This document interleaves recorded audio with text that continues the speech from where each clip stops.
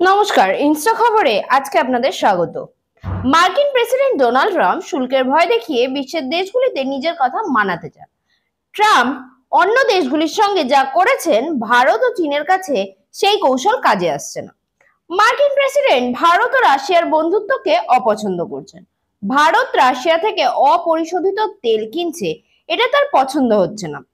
তিনি তো এ পর্যন্ত বলেছেন যে রাশিয়া থেকে তেল কিনে ভারত ইউক্রেনে রাশিয়ার যুদ্ধকে অর্থায়ন করছে। ট্রাম্প শুল্কের খাড়া ঝুলিয়ে ভারতের বিদেশ নীতি নিয়ন্ত্রণ করার চেষ্টা করছে, কিন্তু ভারত স্পষ্ট করে দিয়েছে যে তারা রাশিয়া থেকে তেল কেনা চালিয়ে যাবে। ভারতের পর এবার চীনেও ট্রাম্পকে ধাক্কা দিয়েছে। চীন আমেরিকাকে আয়না দেখালো, রুশ ও ইরানি তেল কেনা চালিয়ে যাবে। ভারতের পর এবার চীন মার্কিন প্রেসিডেন্ট ডোনাল্ড ট্রাম্পকে সরাসরি জানিয়ে দিয়েছে যে তারা রাশিয়া ও ইউক্রেন থেকে সস্তায় তেল কেনা চালিয়ে যাবে। রাশিয়াও ইরান থেকে তেল না কেনার মার্কিন দাবিও চীন প্রত্যাখ্যান করেছে। চীন স্পষ্ট করে দিয়েছে যে তারা রাশিয়া ও ইরান থেকে তেল কেনা চালিয়ে যাবে। চীনের বিদেশ মন্ত্রী সোশ্যাল মিডিয়ায় একটি পোস্টের মাধ্যমে বলেছেন যে চীন তার জ্বালানির প্রয়োজনীয়তা জাতীয় স্বার্থ অনুযায়ী নিশ্চিত করবে। তিনি লিখেছেন যে তেলের ওপর চাপ ও হুমকি দিয়েছে, কিছু অর্জন হবে না। চীন স্পষ্ট করে বলেছে যে তারা তাদের সার্বভৌমত্ব, নিরাপত্তা ও উন্নয়নমূলক স্বার্থ দৃঢ়ভাবে রক্ষা করবে।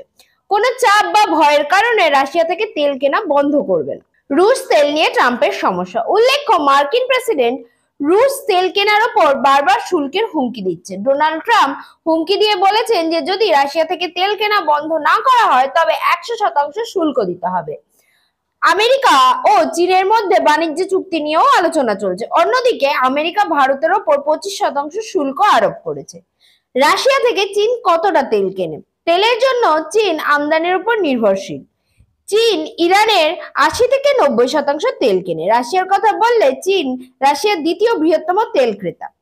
এপ্রিলে চীন রাশিয়া থেকে প্রতিদিন 13 লক্ষ ব্যারেল তেল কিনেছে। অন্যদিকে ভারতও স্পষ্ট করে দিয়েছে যে তারা রাশিয়া থেকে তেল কেনা চালিয়ে যাবে। ব্লুমবার্গের রিপোর্ট অনুযায়ী সরকারি ও বেসরকারি উভয় তেল কোম্পানি তাদের পছন্দের উৎস থেকে তেল কিনতে পারে। সরকার স্পষ্ট করেছে যে তেল কেনা তাদের নিজস্ব সিদ্ধান্ত। ভারত বাজার ও দাম অনুযায়ী তেল কেনে। যদি ভারত রাশিয়া থেকে মুখ ফিরিয়ে নেয় তবে উপসাগরীয় দেশগুলো থেকেও তেল কেনা তাদের জন্য ব্যয়বহুল হবে। ভারতের আমদানি বিল বাড়বে, যার প্রভাব অর্থনীতিতেও পড়বে। ব্যুরো রিপোর্ট, ইনস্টা খবর।